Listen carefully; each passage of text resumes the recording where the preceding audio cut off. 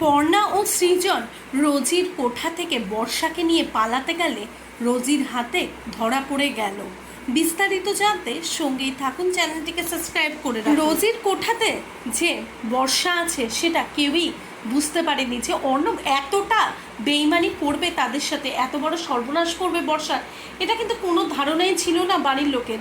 ওইদিকে যে অর্ণব এই কাজটা করেছে নিজের অসভ্যতা লুকাবার জন্য, সেটা কিন্তু কেউ ভাবতেই পারেনি।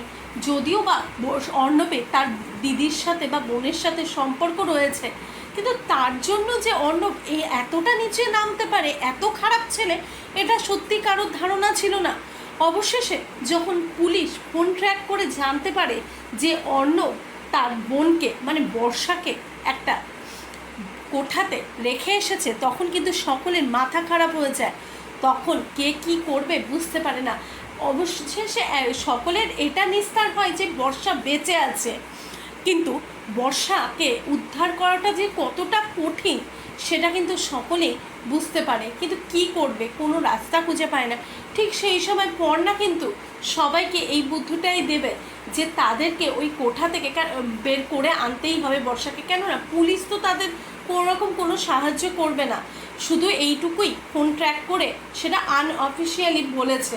কিন্তু এরপরে পুলিশের যেহেতু ওপর মহল থেকে চাপ আছে, তাই পুলিশের দুই হাত একেবারেই বাঁধা।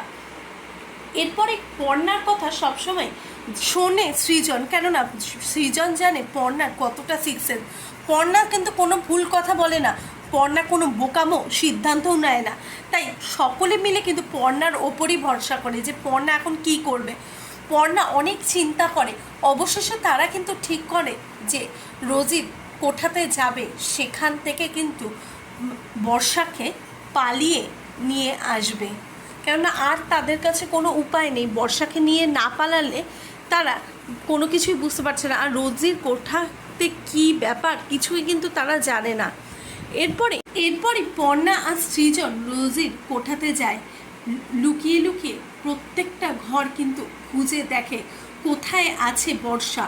অবশেষে একটা ঘরে একটা মেয়ের আওয়াজ শুনতে পায়, আর সেখানে গিয়ে সামনে থেকে যখন অ্যাজবলটা খুলে ঢুকবে, সেখানেই কিন্তু বর্ষাকে আটকে রেখেছে।